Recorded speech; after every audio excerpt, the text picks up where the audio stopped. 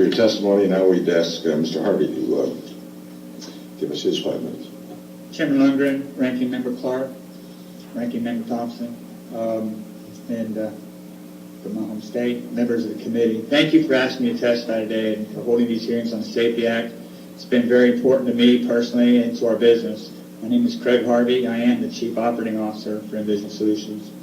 We were founded in 2002 and are a growing, award-winning, minority, woman-owned, economically disadvantaged company headquartered on Mississippi Gulf Coast. NVision is a geospatial company, technology specializing in emergency management services and products for industry and government. With over $1 million of small business contracts and grants from NASA, NVision built a high-tech crisis management information system called the Real-Time Emergency Action Coordination Tool, or REACT. In 2007, the Center for Asymmetric Warfare at the U.S. Naval Postgraduate School invited NVision to participate in a 3-year series of federal, state, and local multi-agency homeland security exercises along Puget Sound. During this 3-year activity, NVision worked with the Pacific Northwest National Laboratory, who used REACT to monitor these exercises. And during that time, we began to understand the enormous risk to a small business that emergency management and terrorism products represent.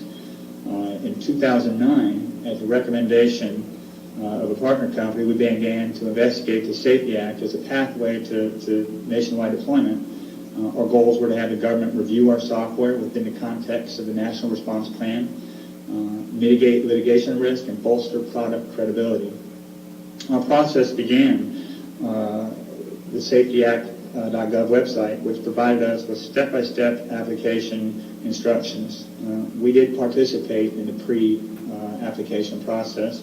A DHS specialist spent 45 minutes with us describing the application process, discussing our product, and answering all of our questions. Among the important pre-application facts learned was that existing customers like NASA and St. Tammany Parish, Louisiana, were critical as real-world performance references and examples of customers potentially benefiting from the SAFETY Act.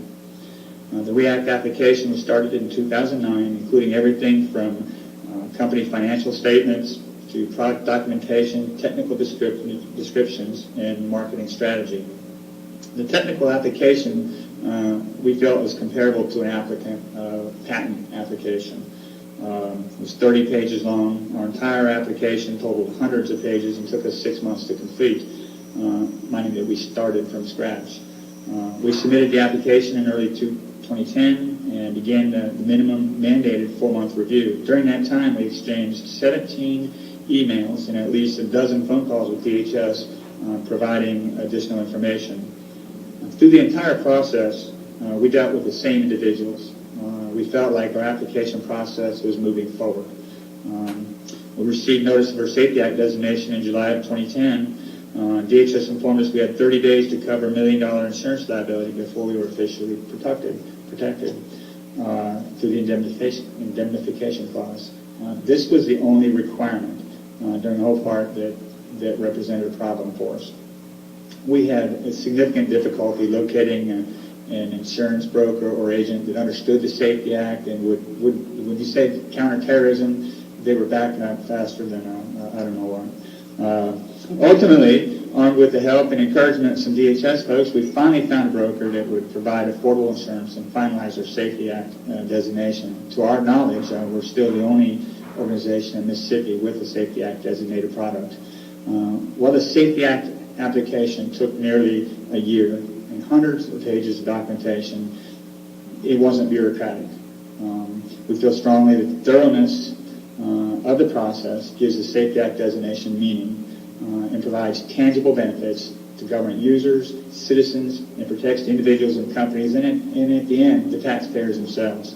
We believe the SAFETY Act provides a tremendous national security benefit, incentives through risk mitigation for industry, to develop homeland security solutions. The process gives DHS early insight into product development and the opportunity for constructive dialogues with potential suppliers.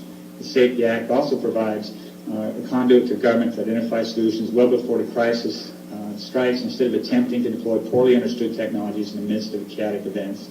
By leveling the playing field and capping financial exposure, the SAFETY Act encourages innovation. Without the SAFETY Act, our desire to bring REACT to market may never have been realized. I would like to thank the members of the subcommittee for a chance to tell my company's story and be happy to answer any questions you may have. Thank you very much. Thank all the panelists for their testimony. I'll recognize myself for 5 minutes. The purpose, as I see it, of the SAFETY Act is to improve the opportunity for companies to be proactive, as suggested by Mr. Pearl.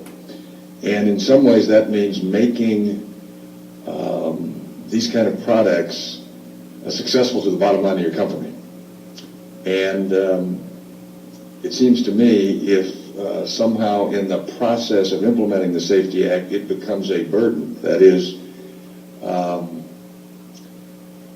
it provides a disincentive for you to be involved in the system, then we have defeated ourselves. So, Mr. Harvey, I'd like to ask you this. If you were to be told that when your possibility for renewal comes up, you would have to go through exactly the same thing and spend exactly the same amount of time for renewal of the application for which you had been previously approved, would you think that would be an incentive for you? Would you think that would be, does that make sense to you? Given the risk involved, we would comply.